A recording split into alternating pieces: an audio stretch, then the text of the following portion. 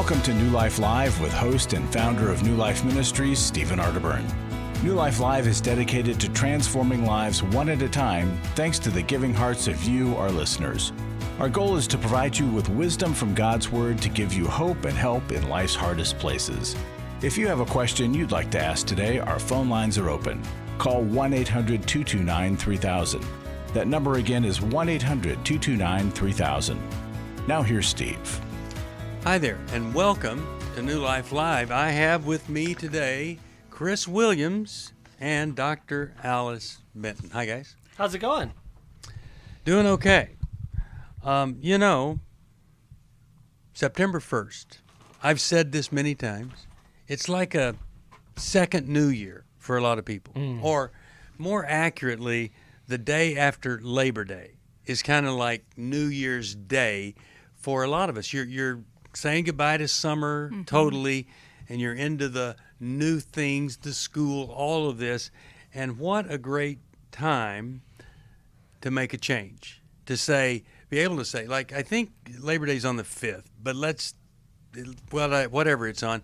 So on the 6th, you're able to say, that's when I started my new recovery program, or that's when I joined that group that changed everything. Speaking of changing everything, today is the launch of the weekly Life Recovery Today podcast. We're on a cable station on television, but now it's available to everybody on the podcast. You can get it from your favorite podcast provider, and new episodes are available every Thursday. Now, this today is a pretty amazing program or podcast. It's from a woman who looks like just a wonderful, loving, caring, normal mom with kids. But her story is that she had to overcome pornography and compulsive masturbation as an addiction. And now she's helping others to walk in freedom, women to walk in freedom. That's fantastic. And the book that she has just completed is entitled Women Struggle Too. The episodes, including this one, are about 25 minutes, and it could be something new for your fall routine. I would hope so. But everybody can benefit for recovery. The 12 steps are for everybody because they're right out of the Bible. People say, isn't that just for drug addicts? Well, I don't think making amends or making restitution is just for drug addicts. I don't think confessing our sins and opening up to somebody. And I don't think that realizing we have a divine hope because we have a human extreme limitation that God will help us with. None of that is just for drug addicts. It's for every human being. And I also don't think it's just for drug addicts that we take what we have learned and we go and we reach out to others and bring them along the same path. It is for every person. And Steve, when we pivot from being other-focused, my life would be so much better if the people around me changed, to the internal focus of I bring my own brokenness to every problematic situation in which I'm involved. And the 12 steps empower a person to make those internal character changes. And then that influences the people around us and gives a much higher likelihood that that conflict will change and will be improved because of the work we did on ourselves. That's right. Yeah. Recovery is for everyone because it's biblical. You can learn about it on the podcast today, Life Recovery Today. You can get a Life Recovery Bible. We're approaching 4 million, and it's the 30th anniversary. So perhaps this could be the time to grab a Life Recovery Bible. Just call us 1-800-NEW-LIFE and then work the steps. They have worked for thousands, hundreds of millions of people. They're free today from whatever it was that had them. If you want one, you call 1-800-NEW-LIFE. When we come back from this break, we're going to go to Ruthie. She's calling from Orlando, Florida. We're going to talk with her, and we're glad she's called. You could call us to 1-800-229-3000. I came into this thinking that my husband was the cause of many of our issues. The New Life Intimacy and Marriage Workshop is coming to Dallas, Texas, October 21st to the 23rd. But after learning about our attachment styles, I understood how our past hurts were playing into our present problems. Join Steve Arterburn. It's been a dream of mine for a long time to help people to grow more intimately together, and we believe that everybody has room to grow in the intimacy level of their life. And Mylan and Kay Yurkovich. We help couples understand how their attachment style is sabotaging their current relationship. And then we teach them how to create comfort in a relationship. And New Life's group counselors will help you focus on the area that will benefit your marriage most. To register or to find out more, call 1-800-NEW-LIFE. Here at this workshop, we had our first ever conversation without yelling, blaming, and accusing. 1-800-NEW-LIFE.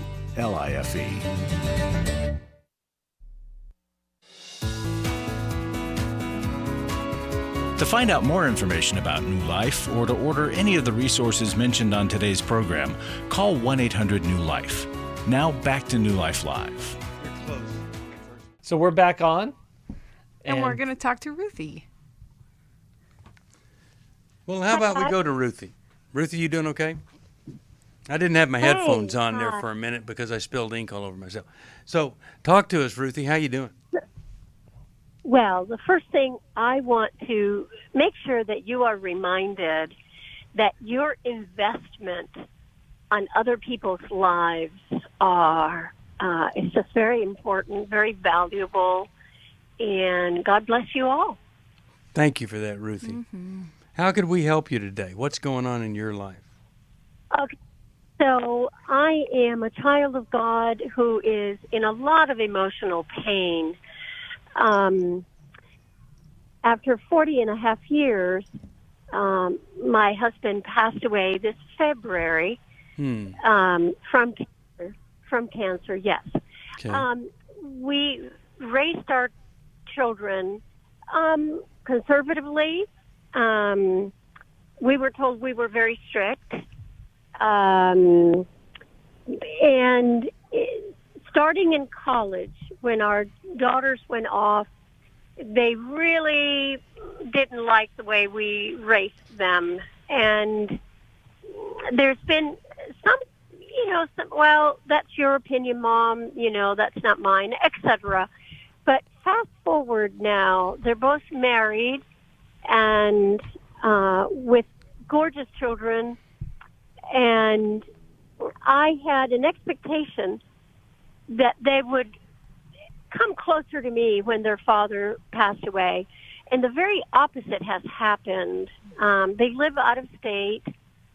I'm hurting because I have kind of a triple whammy. My husband is gone. Yeah, right. My daughters don't want me. And I am not allowed to see my grandchildren. I hate hearing these situations. I hate this for you, Ruthie. How long ago were you told they didn't want you to see the grandkids?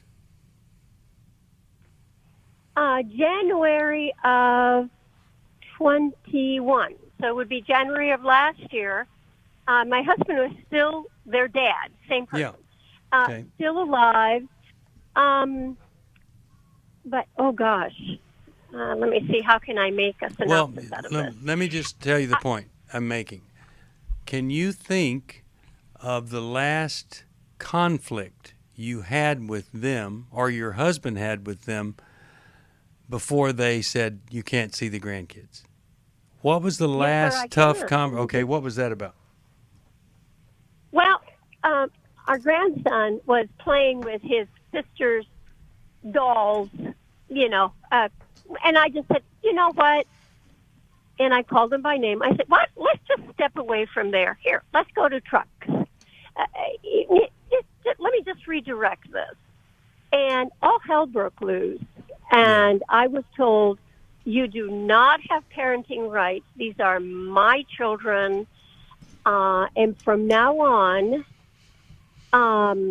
you may not visit them unless you are monitored. You may not be alone with them. Okay. Yes. Now, do you see the point that they were making or not? Do you see that you might have stepped outside of a boundary that grandparents need to have with grandkids? Or do you think they were totally inappropriate in what they did? I see it mentally. I don't feel it in my heart, if that makes any sense to you. Yes, I do. And yet, I expect, and that's a good key word, a certain place as a grandma. Did you apologize? Did you apologize for not consulting them about whether or not the son should be allowed to play with a doll? Did you consult them? And did you apologize after they made that an issue? I did not. Okay. I did not. If you want to see your grandkids, I think you're going to have to, as my wife says, humble down, and you're going to have to see this from their perspective. But I want Alice and Chris to talk with you here and see what they're thinking about this, because I hate these situations where grandparents are so important. Mm-hmm. And I encourage grandparents to be careful what you do so that this doesn't happen. But what are you thinking, Chris? All right, here's what I'm thinking. So, self-admittedly, you provided the best spiritual environment you could, especially behaviorally. It's like, hey, we have these standards. We have these standards around who we are and how we show up in the world and behave. And then you also mentioned that you have these expectations. And then you mentioned about your grandson playing with dolls and redirecting him. So let me just tell you how your kids experience this. They don't experience that as protection around standards. They hear that as control. And that certain behavioral standards are necessary for acceptance, for love. And so that becomes a conditional thing. Now, I don't think you ever intended to do that. I think you love your children unconditionally, but I'm telling you, behind those expectations is fear. And on the other side of fear is control. And so I think your kids are resisting or reacting to the felt sense of control. That I'm not okay with mom if I think or behave differently than she does. I can't be close to her. And that becomes a painful experience for them, and that you walk around disappointed with them because they fail to meet your expectations. So they can't draw close to that. Yeah. Alice, what are you thinking? Ruthie, I honor that you prioritize your values and your conservative viewpoint, because you have very good reasons for doing so, and you've been trying to raise your children and influence your grandchildren the best that you can. I think it's all been motivated out of love and out of protection and guidance in your family. And I'm going to add another word to Chris's description. I think that your children may experience your prioritizing of your values as too rigid for them, and that they can. Yes. That's an understatement. Yes. What word would you use rather than rigid? Very controlling. Yes. Mm-hmm. And can you see a little bit of truth in that being their experience of you, although it's not your intention? I can see not just a little, but a lot of truth. And I have admitted to them now, hindsight, how it was my own fear that they not deviate to the right or the left, that propelled me. I also confessed that because I did the best I could but made mistakes does not make it okay. So through much help and prayer, the Lord has shown me several instances where I displayed duplicity. And I have confessed to them, hey, you know what? I was a hypocrite when I said this but acted the other way, and so forth. Will you forgive me? Okay. So, but Go I ahead. think you said you didn't apologize for this incident that That is set them off. That's Okay. correct, yes. Now let me tell you, if you had called us before, if you had gone over and saw how old is the boy playing with the doll? He is 6, and Okay. he's beautiful. Yeah. Okay. So here's what They I would all have. are. If you had said, I noticed the 6-year-old grandson playing with dolls. My daughters hate the way they were raised, and in fact, just really give me a hard time about how strict it was. Should I do something about my grandson? I would have said to you, no, because doing anything on your own with your grandson is essentially saying to the daughters, you give me access to this grandchild, and I'm going to raise them or influence that grandchild just like I tried to do you. And so I would have said, don't do anything, because the worst thing is to not be able to see your grandchild. Now, I've used this example before, but there's a book called The Sissy Boy Syndrome, and it's by a secular writer, Dr. Green. And he gives this example, which I think is so powerful. He says, a little boy is playing in the sandbox with a doll. His macho, we'll just leave it at that. His macho father sees this, goes to the sandbox, and picks up the doll and says, boys don't play with dolls. Because obviously he's afraid the boy isn't going to develop normally in his sexuality. Dr. Green says, oh my goodness, what an impact it would have had if rather than pick up the doll, the macho father had picked up the boy, held the boy, hugged the boy, doll and all. That would be a healthier thing. So the same thing applies with a grandmother and a grandchild. To make the doll playing an issue, it gives it energy, gives it focus, it gives it more power than it needs to have. It could just be a thing. And so I think it would be really great for you to go back and say, I've been so troubled by this. I talked to some counselors, a PhD psychologist, and I see it now in a different way. And I am so sorry that I did that. And say, I hope you'll forgive me. And then leave it at that. Don't say, now can I see my grandkids? But just leave it at that and see if perhaps that might, over a period of weeks or so, change their attitude toward you. Okay?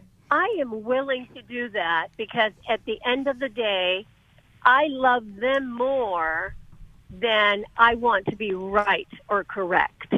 Yes. Okay.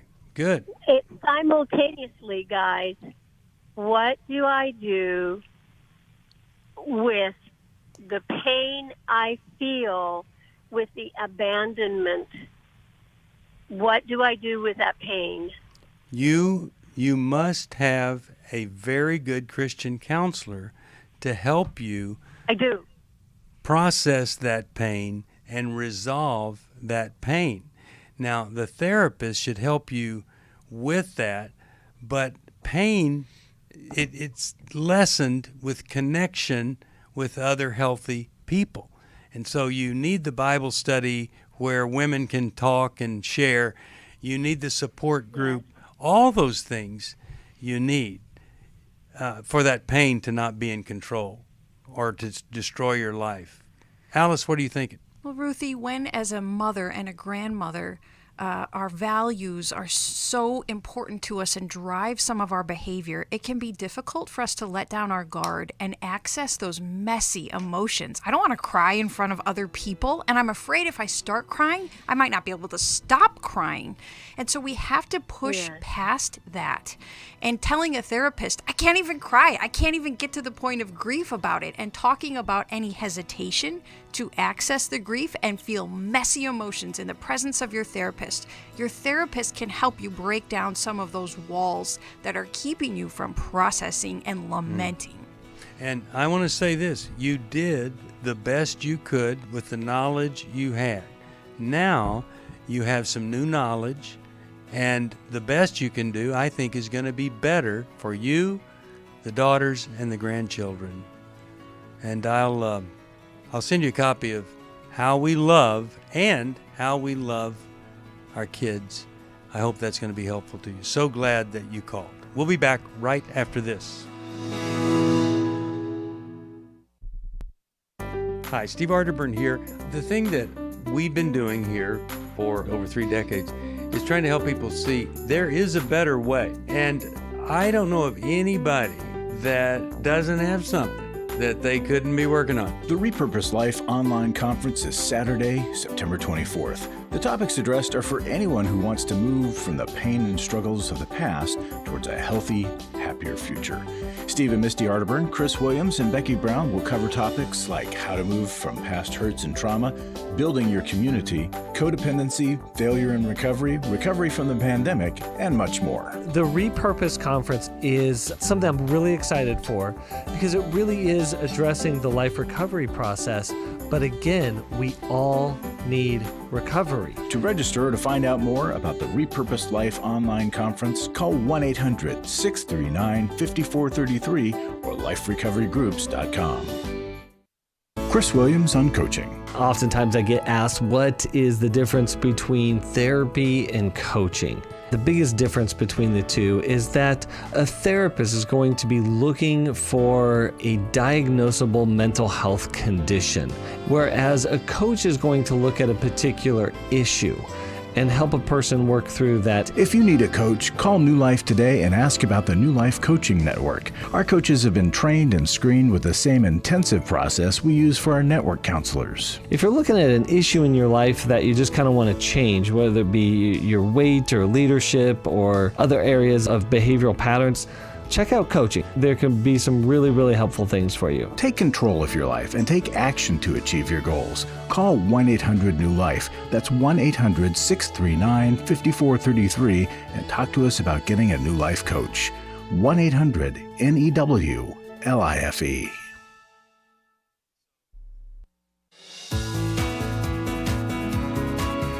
We'd love to hear from you. If you have a question or a comment, call toll-free 1-800-229-3000. Now back to New Life Live. We're back. Steve Arterburn here. And the Dr. PhD Alice Benton wants us to talk about something, and I think it's really, really important to talk about. Alice, you were talking at the break about grandparents and cutoff and stuff. What are you thinking? Thinking about the pain that Ruthie is going through, and we receive so many calls with a similar theme to them. I think it has become culturally sanctioned to cut off your parents when your views differ, whether it's politically, whether your faith views differ. And we have forgotten the sacred commandment to honor our parents. And we can distance ourselves from unhealthy parents if necessary, but choosing to completely cut a parent off, it does some unseen spiritual and emotional damage to the generations for us to choose not to continue to honor our parents, even though they're broken people. Well, and wouldn't you just normally, if your mother or father said something that didn't jive with what you believe or took away a doll or something like that, I think in a civil society, you would say to yourself, Mom, she's old-fashioned or whatever. She's just doing what she does. I don't think I should leave them alone together. I should kind of be with them. versus cutting her off or announcing you will be monitored. I mean, it's just so unkind and so hateful, really. Why not just deal with it in a different way that you have to punish your mom for being who she is? It shows such a lack of maturity and a lack of acceptance of things that you don't agree with. And these situations are very, very messy. They're very complex. Well, yes, they sometimes we're born into families that have unhealthy and dangerous parents, and sometimes we are that dangerous and unhealthy parent. Yeah. And that goes back to what we were talking about earlier, and maybe it was earlier today, but humility. And we really need to take a deep look at ourselves, our responsibility, and apply both wisdom and love. These are crucial aspects of our lives that are essential to maturity, health, and even thriving. And so when we come up and when we have a pattern, and I know because I fall into this pattern where something is difficult, then we just tend to cut and run. Instead of it's difficult and can I work through it? Can I find a balance somewhere in there, somewhere on a spectrum to love this difficult person well and still protect my heart at the same time? And the other aspect that I see that trips us up today in today's world is that we have mistaken opinions for identities. We have mistaken political positions as identities. And what I mean by that is we have so over-identified with our own perspective that if someone sees it differently, we feel threatened by that. And so people are no longer people. They are a particular position or opinion, for or against. And I'm telling you, relationships cannot survive that. No. We're going to go to Laura here, but I want to give you a phrase that you never lose when you do this. It's called brilliant humility. And the reason it's brilliant humility is it's always a good strategy. When is it never a good strategy to be humble? Even when you're standing up for yourself because you've been abused by a wife that keeps going and having affairs, you want to humbly move in a way that is godly, but you want to move. Humility doesn't mean I roll over, play dead. Absolutely. Yep. But the other reason that it's brilliant humility is it shines bright in this arrogant, entitled world.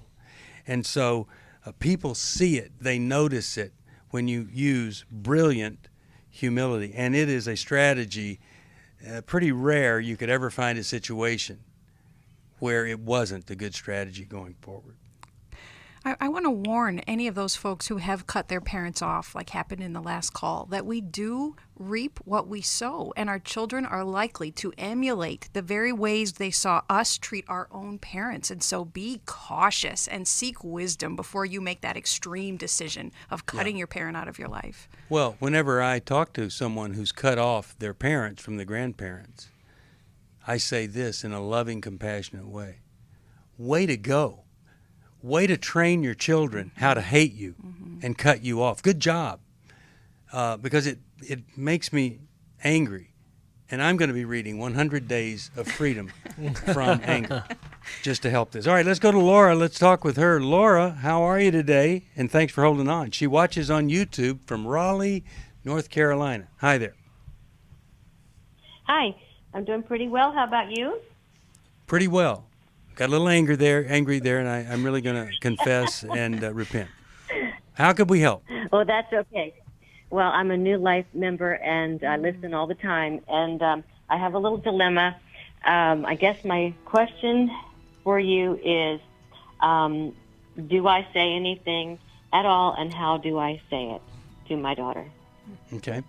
We're going to find out the details to that as soon as we get back from this break. So glad you called, and rarely does anybody so succinctly tell us what we're going to be dealing with. So thank you for that. All right, you're listening to New Life Live. If you would like to help us, it's 1-800-NEW-LIFE. We'll give you a copy of either Understanding and Loving Your Bonus Children, that's for blended families, or Understanding and Loving your children as a single parent. I was there, and this is a book from my heart, both of them from my heart, co-authored, one with Stacy Sadler and the other with Dr. Collins. We'll be back right after this. For most of my life, I've been dealing with an opiate addiction. Why is opioid addiction quickly becoming one of our nation's biggest killers? Maybe it's because it isn't only those who are addicted who are in denial. We did what I see so many parents do, is it can't be an addiction. There's something medically wrong. It's impossible to solve a problem when you don't know what you're up against, and families will try to find any explanation except the one that will put them on the right path. Alcoholism and drug addiction is a family disease. It doesn't affect just the individual. If someone you love is abusing painkillers, know what you're up against. It's time to admit its addiction and seek treatment. Call us today at 1-800-NEW-LIFE. We have partner treatment centers around the country. Call 1-800-639-5433 or visit us online at newlife.com. We just made a decision. We will do whatever it takes. 1-800-NEW-LIFE.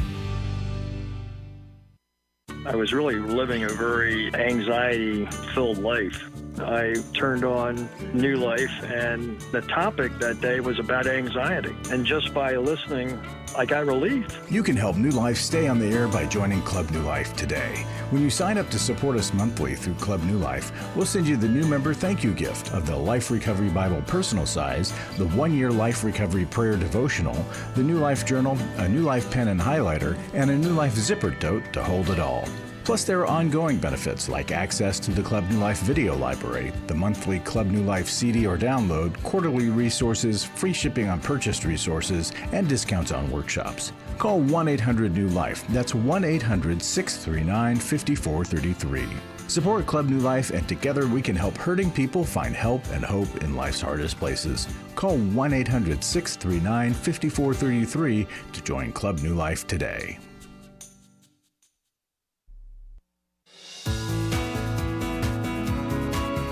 We're glad you joined us for New Life Live.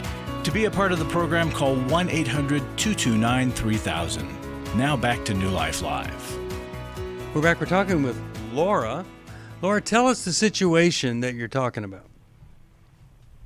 Okay, so my daughter is 38, and 5 years ago she married, and she's a wonderful, lovely human being, but is such a people pleaser.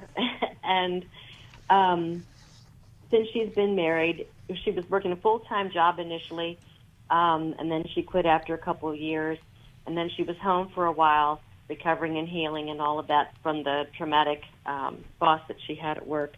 And then she took on the job part-time after that. But during these 5 years, I've just watched her lose her confidence and her ability to be able to handle and control things. She's a new mom of a 9-month-old little girl, and they just moved out of state to a different state, very far away from where she grew up. And I was just recently visiting last week there, helping with some painting and such. And over the years, I've just watched. She did develop preeclampsia when she was pregnant, and anxiety has just been increasing over the last couple of years. Her husband is a wonderful, loving fella, and he asked me when he was engaged to her. He said, are there any things I need to know to help her and to understand about her? And one of the things that I said was, don't enable her. She's a strong person. She can handle things. And my advice from having been married for a long time was that you may think you're loving her initially, but eventually you will resent, all the little things that you're going to make her accustomed to. And so, but you also don't want to take away her independence. And that's really what has happened. And so she's still continuing. She had a meltdown yesterday when she called me just because she got lost trying to get to the doctor's office and then a series of events. And so I'm trying to, as her mother, it concerns me. And over the years, we have had times where she's had her blinders, and we've had to lovingly have a conversation to bring something to her attention, and then the light comes in and she says, oh, okay. And so I'm watching this, and I want to be able to find a compassionate way to discuss with her kind of what I'm seeing from the outside. And she has been in some counseling, knowing that she's had the anxiety, especially since having the baby and all of that. Okay. And truly, she won't go out even to take the baby to the store because she doesn't feel like if the baby cries, she can handle that. All right. How does a person get lost on the way to the doctor with all of the GPS technology we have in most every cell phone? How did that happen? She said that her GPS screwed up, and I will tell you that where she has moved, the roads are very, very confusing and convoluted. Okay. And she has never been the strongest driver. And Yeah. my son and I been there, and we said, this is going to be hard for her because this is very hard to navigate if you're a strong driver. And and her husband even went out the day before to get a license and all of that. Instead of them going together, and when my son asked, well, why didn't you just both go together? Oh, I wanted to pave the way to make it smoother for her. Now, let me ask you this. Do you like her husband? I do. But I do like him, and I love him as a human. He's got a very good heart. I believe that he is on a spectrum somewhere, so he's very, very rigid about some things and very focused about things. Okay. And does he like you?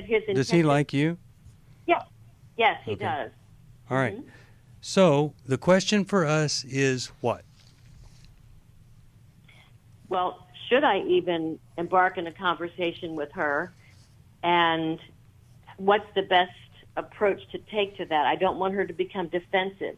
My thought process is that, I want her to know that I love and care for her as her mother. This is an observation that I'm seeing, so I'm concerned for her in that. Okay. Well, let's start with Alice and get her thoughts on this, and then we'll go to Chris.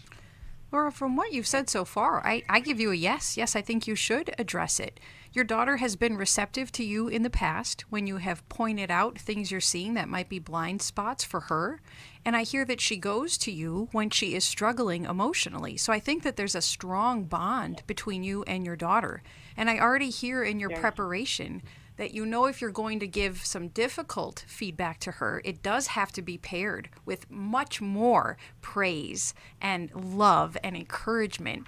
You might even know the magic ratio. This comes from a researcher, Gottman. We really need about 5 statements of praise to be able to tolerate one statement that feels like a critique to us. And as you know, a new mom with a 9-month-old baby, she's probably just frazzled as it is, let alone the history that influences what she's struggling with. So I would highly recommend telling her that what a great mom she is, give her some specifics of how you see that, and ask if she's open to feedback like she has been in the past, because you've noticed some strong emotion when she's called you recently. Give her the option of how she would receive the feedback from you if she accepts it. Do you want it in writing? Do you want me to tell you right now? Is now a good time? Give her a couple of options so that she still has a measure of control in how she gets the feedback from you. How do you think she'd respond to that kind of setup? I think that it would probably go very well in that type of approach. She does have a tendency to become very defensive quickly, and that's why I'm trying to be careful to deliver this in the compassion that I can deliver it to her. And I appreciated the suggestions you have, because she will get defensive and kind of shut down, or she will come up with excuses. And that's another thing I'm afraid of, when she throws back excuses at me for all the different things. I think the key is to be very brief with the negative portion that you're attempting to bring to her attention. And then I'd have you ask her, what would you like from me? How can I help you with this? And be prepared to offer a couple of options. Maybe you're willing to help her find a therapist again. Maybe you're willing to fund the therapy. But it's also okay to back out of a conversation if you see that she's not able to tolerate it. You know, why don't we drop the topic for now? Would it be all right if I bring it up again another time? Or you could let me know if you want to hear more of my opinion another time. So you can back away if she can't receive it from you at the time. Chris, your thoughts, and then I've got a couple of comments here. Yeah, I mean, I really do affirm that. I think it's important to have a conversation based on some things that you're seeing that concern you, and especially in regards to her health. You know, I'm thinking about, has she had a postpartum mental health evaluation? There's a lot of different things going on, but there may be a pattern here as well. But one thing in communication I think is essentially important, and it's where the responsibility lies. If I'm telling something, as Alice was saying, I want to be responsible to be compassionate, graceful, and truthful. However, I'm not in control of how somebody else receives it or responds to it. So I may not like that they get defensive, but I'm also not in control of it. And quite honestly, that's up to them to work through. If I tell you something truthfully and gracefully and you don't like to hear it, don't say this callously, but I really do mean this truthfully. That's not up to me. You can do whatever you want with that information. So, one more little piece here from me. When we're talking... Yes, go ahead. I was just going to say that when she was... I was allowed to be with her when she had the baby. And I had a medical background many years ago before I even had my kids.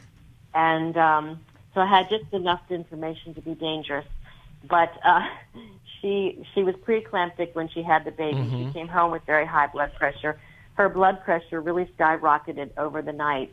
And when I mentioned that I had messaged a practitioner that she didn't have to go to the emergency room then, but she needed to contact the doctor, and that when I told her that in the middle of the night, she woke up and heard that, in the morning I was addressed with how I upset her by telling her that, because there are other things they're looking at and everything else has been fine. But I'm looking at a blood pressure that is like 190 some over, 180 or whatever. It was very, very high. Okay.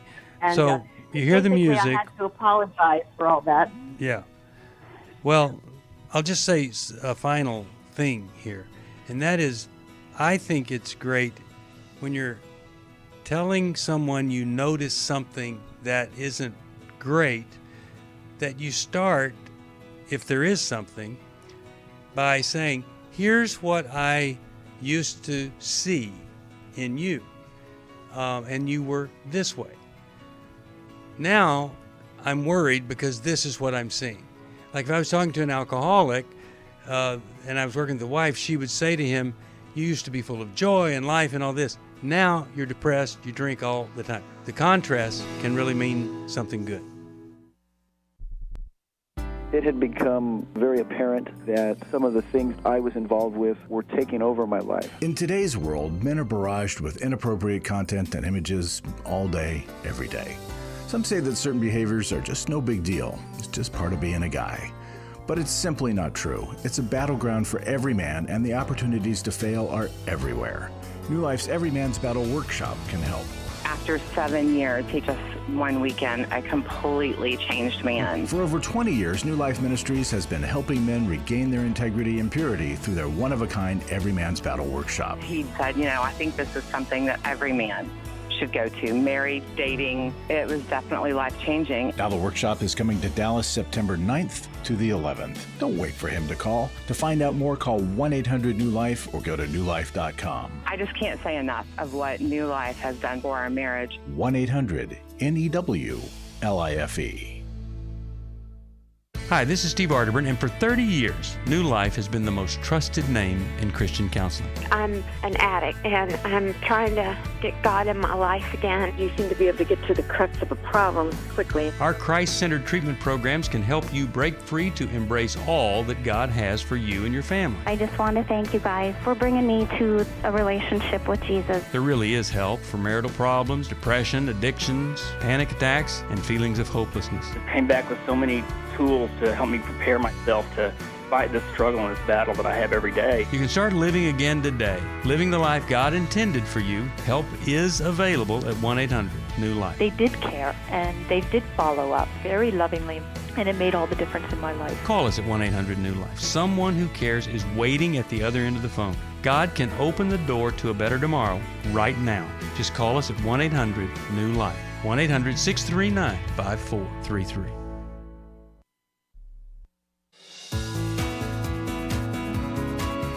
To find out more information about New Life or to order any of the resources mentioned on today's program, call 1-800-NEW-LIFE. Now back to New Life Live. We're back. I want every person who is raising the grandchildren of their parents to read my new book, Don't Be Stupid. Because these kids, they cut off this amazing influence that can have such a positive effect. Surely we can come up with a better solution than you can't see the grandkids anymore. How about like talking to each other and sharing concerns? But I'll say this, I said it at the break, every grandparent needs to be very cautious in doing anything on their own with a grandchild. They need to consult. And just like this was a case of the daughter, well, she didn't consult the husband before she called the practitioner. And that's what I would recommend, because then the next thing is, they're going, well, look at this. It happened here when you were pregnant, now the grandchild and all this. You don't want to give them a trail of you being more pushy, controlling, or directive than you have to be or they want you to be. Larry Sonnenberg he's directed me in a lot of ways, and I've appreciated that. Larry, what in the world do you have for us today? Steve, I got a couple of testimonies. One will be fairly brief, but they're about this radio program and what a difference it makes. I talked so many times about our workshops and these testimonies, but I wanted a couple of things here. This lady, she's a long-term listener. What you all do on a daily basis is nothing short of amazing and truly a gift from God. Your words of wisdom have pulled me through many questionable moments in my life, and somehow the advice that you've given to other people over the years has spoken directly to many of the challenges I've faced. Definitely not a coincidence. I believe God's hand has been all over it. Thank you for being someone I can count on for sound biblical advice and for helping me realize there is hope and healing. I love that testimony. Boy, that's fantastic, and thank you for bringing that in. I mean, it's just such an encouragement to all of us who really do just want to help people. I love that. And I use these testimonies to encourage you folks who are listening to want to support New Life because of the difference it's making in people's lives. Yeah. And here's what a gentleman said about that. He said, the reason that we gave and joined Club New Life is a way for us to share beyond how we try to serve the Lord in our local world. For example, we serve in a marriage mentoring ministry, but how many will we reach? On the other hand, all of us who support New Life like this, how many will you all reach through the extensive audience and platform? Well, that's such a good point. Remember at our last Intimacy in Marriage, thanks to the web, the internet that's got all this evil in it, we had a couple from Dubai come. Wow. And that would have never happened. But Right. we're just able to reach folks from different cultures, different countries that we never would have reached earlier, and we're grateful for everybody that supports us in doing that. So, folks, if you have it in you, the only reason I want you to give is because you want to give. Mhm. I want it to be a nudge from the Holy Spirit that says this is an organization that I think I'd like to give to. And we're not going to twist your arms. We're not going to lay heavy guilt on you. We just want you to say a prayer to God and determine who it is you should give and how much you should give. And we'll pray that God's blessing is on you and on us in that process. Amen. Thank you, Larry. 1-800-NEW-LIFE if you can help. And if you can, we're going to send you one of the best devotional books ever developed, 100 Days to Freedom from Shame. Shame is the coronavirus of the soul. I'm just telling you. Mm-hmm. It eats away, destroys. It's horrible. But just like corona, most people can get beyond it, get over it. And that's what we want for you. So if you can help us, please do, and we'll send you this 100 Days to Freedom from Shame. It's part of this series where you get great scripture, great devotional material, quotes from some of the best, biggest brains in the world, and it all mixes together to help you do what maybe you weren't able to do on your own. Larry, did you have another thought there? Because I was just wondering what you might be thinking. Well, it's so hard to convey what you want to convey through the airwaves sometimes. I wish we could be face-to-face or voice-to-voice. One of the things I wanted to ask, I'm glad you said, is please send us a note and tell us, why do you give to New Life? Or send us a note and say why you can't or don't want to give to New Life.